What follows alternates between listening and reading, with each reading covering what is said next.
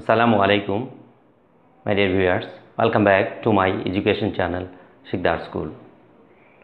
Lovely viewers, আজকে আমরা খুব গুরুত্বপূর্ণ একটি টপিকস নিয়ে আলোচনা করব, যা সাধারণত আমরা প্রতিদিনের স্পোকেন ইংলিশ এবং রিটেন ইংলিশে পেয়ে থাকি। এই সমস্যাটি আমরা প্রতিনিয়তই মোকাবেলা করে থাকি। সমস্যাটি হচ্ছে অবজেক্ট এবং কমপ্লিমেন্ট চেনা। আমরা প্রায় ভয়েস করতে গেলে, ন্যারেশন করতে গেলে অথবা গ্রামাটিক্যালের বিভিন্ন জিনিস করতে গেলে আমরা প্রায়ই অবজেক্ট এবং কমপ্লিমেন্ট এই সমস্যাটির সম্মুখীন হয়ে থাকি এবং আমরা এই সমস্যার কারণে প্রায় নাম্বার পাই না, অথবা যারা বিসিএস পরীক্ষা, বিভিন্ন ইউনিভার্সিটি ভর্তি পরীক্ষা অথবা বিভিন্ন পিএসসির বিভিন্ন চাকরির পরীক্ষা, এগুলোর মধ্যে এ সংক্রান্ত প্রায় সমস্যা এসে থাকে। আমরা কিন্তু এগুলোতে বেশিরভাগই প্রায়শই ভুল করে থাকি। তো চলুন আমরা আজকে অবজেক্ট এবং কমপ্লিমেন্ট এই দুইটা জিনিসের মধ্যে যে একটা ডিফারেন্স আছে, ডিসক্রিমিনেন্ট আছে, সেটা আজকে ক্লিয়ার করার চেষ্টা করি। মাই ডিয়ার ভিউয়ার্স, আজকে টপিক্সের নাম আমি লিখে রেখেছি অবজেক্ট অ্যান্ড কমপ্লিমেন্ট। অবজেক্ট শব্দের অর্থ হচ্ছে কর্ম, কমপ্লিমেন্ট শব্দের অর্থ হচ্ছে পরিপূরক। অবজেক্ট হচ্ছে আমরা যেটা সচরাচর যে সংজ্ঞাটা জানি অবজেক্টের, সেটি হচ্ছে একটি বাক্যের ক্রিয়াকে যদি আমরা কি অথবা কাকে দিয়ে প্রশ্ন করি, তাহলে যে উত্তর পাওয়া যায় সেটি হচ্ছে ওই বাক্যের অবজেক্ট বা কর্ম। আর কমপ্লিমেন্ট শব্দের অর্থ হচ্ছে পরিপূরক, অর্থাৎ সে কখনো সাবজেক্টের সমপর্যায়ের হয়, অর্থাৎ সাবজেক্ট এবং কমপ্লিমেন্টটা একই ব্যক্তিকে বা একই বস্তুকে ইন্ডিকেট করে, অথবা এই কমপ্লিমেন্টও আবার ওই বাক্যের একটি অবজেক্টের পরিপূরক হিসাবে কাজ করে।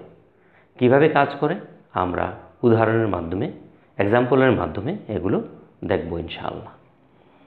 সর্বপ্রথম আমি অবজেক্ট নিয়ে যদি কথা বলি, অবজেক্ট হচ্ছে অবজেক্ট, ওকে, অবজেক্ট। ভার্বকে যদি আপনি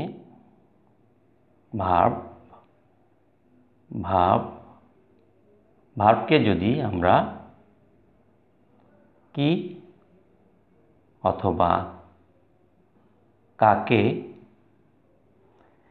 অথবা কাকে দিয়ে যদি ভার্বকে প্রশ্ন করি, আমরা যে উত্তর পাই তাই হচ্ছে অবজেক্ট বা কর্ম। এখন এই অবজেক্ট বা কর্ম হচ্ছে দুই প্রকার। বাংলায় বলে বস্তুবাচক কর্ম এবং ব্যক্তিবাচক কর্ম। বস্তুবাচক কর্মকে ইংরেজিতে ডাইরেক্ট বা ডিরেক্ট অবজেক্ট এবং প্রাণীবাচক কর্মকে ইংরেজিতে ইনডাইরেক্ট বা ইনডিরেক্ট অবজেক্ট বলা হয়। তাহলে আমরা এখন এই ব্যক্তিবাচক এবং বস্তুবাচক অবজেক্ট কিভাবে পাবো? আমরা বাংলা ক্রিয়াকে অথবা ভার্বকে যদি আমরা কি দিয়ে প্রশ্ন করি, তাহলে যে উত্তর পাওয়া যাবে সেটি হচ্ছে বস্তুবাচক অবজেক্ট। আর ক্রিয়াকে বা ভাবকে যদি আমরা কাকে দ্বারা প্রশ্ন করি, তাহলে যে উত্তর পাবো সেটি হচ্ছে ব্যক্তিবাচক অবজেক্ট বা ইনডিরেক্ট অবজেক্ট। ওকে, তাহলে আমরা এভাবে লিখতে পারি,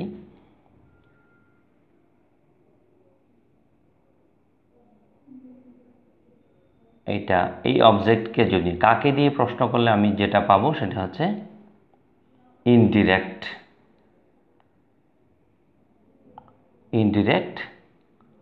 অবজেক্ট, এটাকে সংখ্যায় লিখলাম ওবিজি। বাংলা এটাকে কি বলে? প্রাণী। প্রাণী মূর্ধন্য, প্রাণীবাচক, এটা হলো প্রাণীবাচক। আর যদি কি দিয়ে প্রশ্ন করি, ভার্বকে যদি আমি কি দিয়ে প্রশ্ন করি, তাহলে যে উত্তরটা পাবো সেটা হচ্ছে direct or direct object. Direct object, okay, direct object, যেটাকে আমরা বাংলায় বলি বস্তুবাচক কর্ম। ওকে, বস্তুবাচক কর্ম। এখন আমি যদি একটা উদাহরণ দিই, তাহলে আপনাদের বিষয়টা একদম ক্লিয়ার হয়ে যাবে। আমি যদি একটা উদাহরণ দিই, যেমন যদি এখানে লিখি হি teaches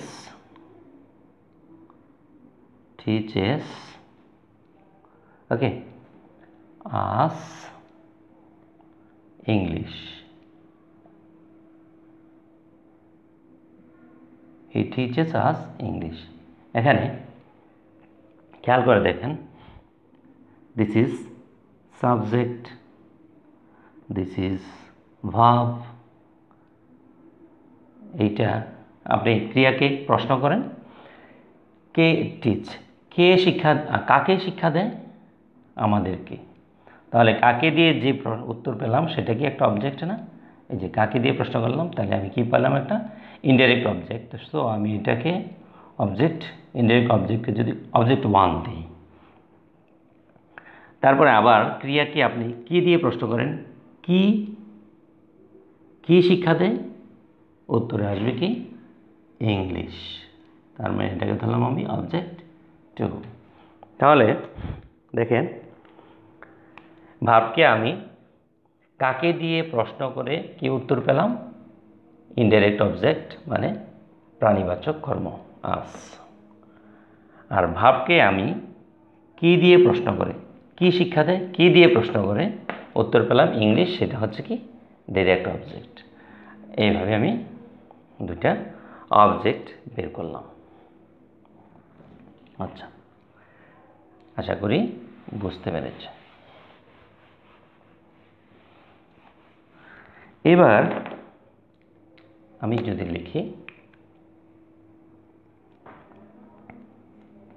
আমি দেখেন দুটা বাক্য লিখছি।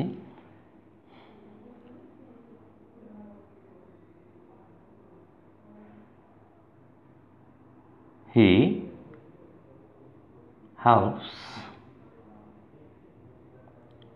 helps me, সে আমাকে সাহায্য করে। ওকে। আর দেখেন আরেকটা বাক্য যদি লিখি, আমি এটা দিয়ে লিখি, হানি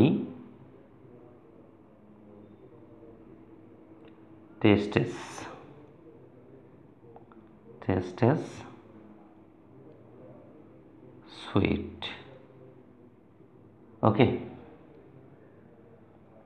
আচ্ছা, এখন দেখেন এখানে অবজেক্ট কোডটা হেল্পস, এখানে ভার্ব, এটা হচ্ছে সাবজেক্ট। ওকে, এটা হচ্ছে ভার্ব।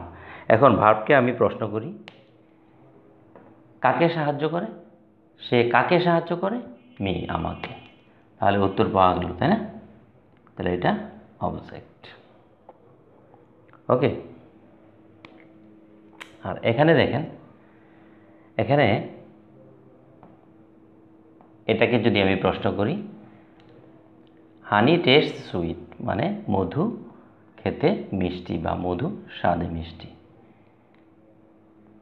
কে মিষ্টি? কি স্বাদে, কি স্বাদ বা কি স্বাদ লাগে? সুইট কিন্তু আসছে না। ওকে, সুইট কিন্তু আসছে না। সো আমরা কিন্তু মনে করি যে এটা অবজেক্ট, আসলে কিন্তু এটা অবজেক্ট না। আচ্ছা, এখন এটা অবজেক্ট, এটা হচ্ছে সাবজেক্ট, এটা হচ্ছে ভার্ব, কিন্তু এটা কিন্তু আমি অবজেক্ট লিখতে পারছি না, কারণ কি স্বাদ? মধু। কাকে স্বাদ? আসে না কিন্তু। সো এটা কি? এটা অবজেক্ট না। হ্যাঁ, তাহলে এটা কি? দেখেন, আমি একটা, আপনারা খেয়াল করেন, এখানে যদি আমি এই টেস্ট ভার্বটাকে মুছে দিই, তাহলে দেখেন হানি আর সুইট দুটা কিন্তু একই জিনিস। আমি কিন্তু কমপ্লিমেন্টের সংজ্ঞার মধ্যে এই কথাটা বলেছিলাম।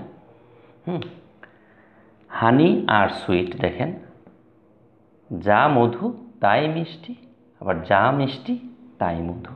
হানি ইজ ইকুয়াল টু সুইট আমি লিখতে পারি। তাহলে এখানে কিন্তু এই যে দেখেন, হানি আমি ভার্ব, অর্থাৎ ভার্বটা উঠিয়ে দেওয়ার পরেও, যদি একটা ভার্বকে আমি উঠিয়ে দিই, উঠিয়ে দেওয়ার পরে যদি এই দুইটা ওয়ার্ড সাবজেক্ট এবং এই যে এক্সটেনশনের ওয়ার্ডটা আছে, এই দুইটা যদি একই জিনিসকে বোঝায়, তাহলে একটা আরেকটার কি? কমপ্লিমেন্ট। ওকে, তাহলে এখানে সুইটটা হচ্ছে কি? হ্যাঁ, হানির কমপ্লিমেন্ট, সাবজেক্টের কমপ্লিমেন্ট, অথবা এই যে ভার্বটা ছিল এই ভার্বটার কমপ্লিমেন্ট। আর সেম কাজটা যদি আমি এখানে করি, হেল্পসটা যদি মুছে দিই, তাহলে দেখেন কি হয়। হি is equal to me, is it possible? এটা কি সম্ভব? হি একজন, মি হচ্ছে আরেকজন। হি হেল্পস মি, সে আমাকে সাহায্য করে। সে একজন, আমি আরেকজন, দুজন তো সমান হতে পারে না। সো এখানে যেহেতু দুইটা জিনিস যেহেতু একই না, ভার্ব উঠিয়ে দেওয়ার পর, তাহলে সুতরাং এটা কি? এটা হলো অবজেক্ট। এটা হলো কি? অবজেক্ট। তাহলে আমরা এভাবে মনে রাখবো, দুটা বাক্যের মধ্যে যদি আমি যে মেন ভার্বটা আছে, এই মেন ভার্বটাকে যদি বাদ দিয়ে ফেলি, বাদ দিয়ে ফেলার পর যদি দুইটা শব্দ যদি একই হয়ে যায়, তাহলে এটা হবে কি? দ্বিতীয় শব্দটা হবে কমপ্লিমেন্ট। আর যদি দুইটা শব্দ একই না হয়, ভিন্ন ভিন্ন বোঝায়, তখন এটা হবে কি? অবজেক্ট। তখন এটা হবে অবজেক্ট। এভাবে আমরা চিনলাম অবজেক্ট। আমি আরও উদাহরণ দিতে পারি, দেখেন, যেমন এখানে দিলাম he eats rice. Okay, rice. এখন বলবেন এটা কি অবজেক্ট কিনা, অথবা আই অ্যাম আ টিচার। এখন বলতে হবে কোনটা কি। ওকে, দেখেন সেম কেস, আপনি যদি ইটটাকে মুছে ফেলেন, তাহলে he is equal to rice. He is equal to rice, সে একজন মানুষ, রাইস হচ্ছে একটা বস্তু। তাহলে এটা কি পসিবল? এটা সম্ভব না, সমান হতে পারে না। বাট আপনি দেখেন, এই যে এমটাকে যদি, এখানে ভার্বটাকে যদি মুছে ফেলি, তাহলে I am a teacher. I এবং টিচার কিন্তু একই জিনিস, আমি কিন্তু শিক্ষক। সো এটা কি? সমান হতে পারে। তাহলে আমরা বুঝতে পারলাম কি? তাহলে এটা কি? যেহেতু এই জিনিসটা, এটা কি? তাহলে কমপ্লিমেন্ট। যেহেতু আই এবং টিচার একই ব্যক্তি, সেজন্য এই টিচার হচ্ছে এখানে কমপ্লিমেন্ট। আর যেহেতু হি এবং রাইস একই জিনিস না, ভিন্ন জিনিস, সেজন্য রাইস হচ্ছে এখানে কি? অবজেক্ট। ওকে, বোঝা গেল?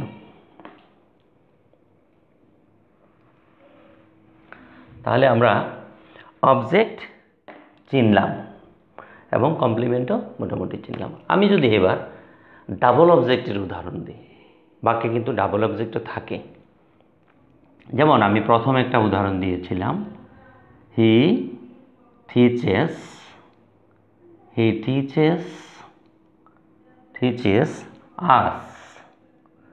Us English. ওকে,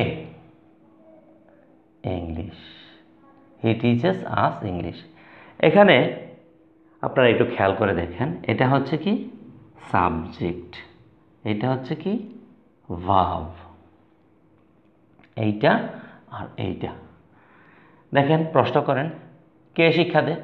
কি শিক্ষা দেয়? ইংলিশ। কাকে শিক্ষা দেয়? আমাদেরকে। তাহলে এটা হচ্ছে একটা অবজেক্ট, এটা ধরলাম 1। আর কাকে কি শিক্ষা দেয়? ইংলিশ। তাহলে এটাও কি? এটাও একটা অবজেক্ট, মানে অবজেক্টের সংজ্ঞা অনুসারে কি এবং কাকে দ্বারা প্রশ্ন করে আমি দুইটা অবজেক্ট বের করলাম। এখন আমাকে দেখতে হবে অ্যাকচুয়ালি এই দুইটা আসলেই অবজেক্ট কি না। ওকে, দেখেন এটা আরেকটা জিনিস, ডাবল অবজেক্ট থাকলে, যদি একটা বাক্যের ভিতরে ডাবল অবজেক্ট থাকে, তখন আপনি ওই দুইটা ডাবল অবজেক্টের মধ্যে দুইটাই কি অবজেক্ট, না দুইটাই কমপ্লিমেন্ট, নাকি একটা অবজেক্ট একটা কমপ্লিমেন্ট, এই জিনিসগুলো আপনি কিভাবে আইডেন্টিফাই করবেন আমি সেটা শেখাতে চাচ্ছি। দেখেন আপনি একটু খেয়াল করবেন যে এই আস আস এবং ইংলিশ দুইটা শব্দ কি একই জিনিস? না। আস হচ্ছে মানুষ, ওকে, আর ইংলিশ হচ্ছে একটা ল্যাঙ্গুয়েজের নাম, একটা ভাষার নাম। ওকে, তো একজন মানুষ আর একটা ভাষা, this are not same. So এই দুইটা, যেহেতু দুইটা জিনিস একই নয়, যেহেতু দুইটা জিনিস কি একই নয়, সো এগুলা হচ্ছে দুইটাই হলো কি অবজেক্ট, দুইটাই কি অবজেক্ট। এবং প্রথমটা হচ্ছে কি প্রাণীবাচক অবজেক্ট, এবং এটা কি অবজেক্ট? প্রাণীবাচক অবজেক্ট, ইংরেজিতে যেটাকে বলে ইনডিরেক্ট অবজেক্ট। ওকে, ইনডিরেক্ট। আর এটা হচ্ছে বস্তুবাচক অবজেক্ট, এটাকে বলে কি ডিরেক্ট অবজেক্ট বা ডাইরেক্ট অবজেক্ট। ওকে, তাহলে আমরা এই সিদ্ধান্তে বুঝলাম যে এটা অবজেক্ট, দুইটাই অবজেক্ট, এবং একটা ইনডিরেক্ট এবং একটা হলো ডিরেক্ট অবজেক্ট। এখন আমি আরেকটি উদাহরণ দেব, যে উদাহরণ দিয়ে আমাদের এই অবজেক্ট এবং কমপ্লিমেন্টের ধারণা মোটামুটি আরেকটু ক্লিয়ার হয়ে যাবে। যেমন আমি যদি বলি এরকম যে we made him class captain. আচ্ছা, আমি শুধু ক্যাপ্টেনে লিখি, ক্যাপ্টেন। ওকে, ক্যাপ্টেন আমি লিখলাম। দেখেন এখানে কিন্তু এটা হচ্ছে সাবজেক্ট, এটা হচ্ছে ভার্ব, এটা এবং এইটা দুইটাই অবজেক্ট কিনা এখন আমি আইডেন্টিফাই করব। খেয়াল করেন আমার অবজেক্ট এবং কমপ্লিমেন্টের যে বিষয়টা আমি বলেছি সেটা একটু ভালোভাবে খেয়াল রাখবেন, যে দুইটা শব্দ যদি, ডাবল অবজেক্টের কথা বলতেছি, যদি দুইটা শব্দ দ্বারা একই জিনিসকে বোঝায় তাহলে একটা হবে অবজেক্ট আর একটা হবে কমপ্লিমেন্ট। হ্যাঁ, আর যদি দুইটি জিনিস দ্বারা ভিন্ন বিষয়কে বা ভিন্ন বস্তুকে, ভিন্ন ব্যক্তিকে বোঝায়, তাহলে দুইটাই হবে কি অবজেক্ট, অর্থাৎ সেখানে কমপ্লিমেন্ট নেই। আমি উপরের বাক্যটাতে দেখলাম দুইটাই কি অবজেক্ট, সেখানে কমপ্লিমেন্ট নেই। বাট আমি দেখি এখানে হিম, উই মেড, আমরা বানালাম, হিম তাকে, ক্যাপ্টেন তাকে ক্যাপ্টেন বানালাম। আচ্ছা, এবার খেয়াল করে দেখেন তো, এখানে হিম এবং ক্যাপ্টেন আমরা বানালাম, হিম তাকে, কি বানালাম? ক্যাপ্টেন বানালাম। কাকে বানালাম? তাকে। কি বানালাম? ক্যাপ্টেন। কি এবং কাকে দ্বারা, খেয়াল করেন আমরা কিন্তু সবসময় মনে করি যে কি দিয়ে প্রশ্ন করলে যে উত্তর পাওয়া যায় এবং কাকে দিয়ে প্রশ্ন করলে যে উত্তর পাওয়া যায়, সবসময় এগুলো অবজেক্ট। এই কথাটা কিন্তু ঠিক নয়। যেমন এই বাক্যটাতে আপনারা ভালোভাবে বুঝতে পারেন। দেখেন, কাকে বানালাম? হিম তাকে, এটা অবজেক্ট। কি বানালাম? ক্যাপ্টেন, হ্যাঁ, এটা অবজেক্ট। কি এবং কাকে দ্বারা প্রশ্ন করলে যে উত্তর পাওয়া যায় তাকে কি অবজেক্ট বলা হয়। According to that definition we can say this two are কি অবজেক্টস। বাট এখানে একটু প্রবলেম আছে। প্রবলেমটা হলো, দেখেন এই হিম এবং ক্যাপ্টেন দুইজন কিন্তু একই ব্যক্তি। সো এই দুইটা কি হইতে পারে না, দুইটা ব্যক্তি যেহেতু একই, দুইজন কি হইতে পারে না, দুইটাই অবজেক্ট হবে না। এখানে অবভিয়াসলি একটা হচ্ছে কমপ্লিমেন্ট। আচ্ছা, কমপ্লিমেন্ট কোনটা হবে? কমপ্লিমেন্ট হবে লাস্টেরটা, অর্থাৎ হিম। এখানে ক্যাপ্টেন শব্দটা হচ্ছে কমপ্লিমেন্ট। কার কমপ্লিমেন্ট? হিম অবজেক্টের কমপ্লিমেন্ট। এই হিম অবজেক্টের কমপ্লিমেন্ট হচ্ছে এখানে কে? ক্যাপ্টেন। আশা করি বিষয়টা বুঝতে পেরেছেন। ওকে, তাহলে আমি এখানে কিন্তু কমপ্লিমেন্ট বোঝার জন্য এবং অবজেক্ট বোঝার জন্য বেশ কিছু কৌশলের কথা বললাম। এগুলো যদি আপনারা মনে রাখতে পারেন, ইনশাল্লাহ আপনাদের বিভিন্ন চাকরির পরীক্ষা, university admission test and even bank job, BCS exam, আমি দেখেছি যে এই জিনিসগুলোর উপরে কিন্তু প্রায়শই প্রশ্ন থাকে আমাদের। এটা একটা রেগুলার মিস্টেক। আশা করি এই ভিডিওটা দেখার পর থেকে আপনাদের ইনশাল্লাহ এই সমস্যাগুলো আর থাকবে না। Thank you very much for being with me. Keep well and stay well. Assalamu alaikum wa rahmatullahi wa barakatuh.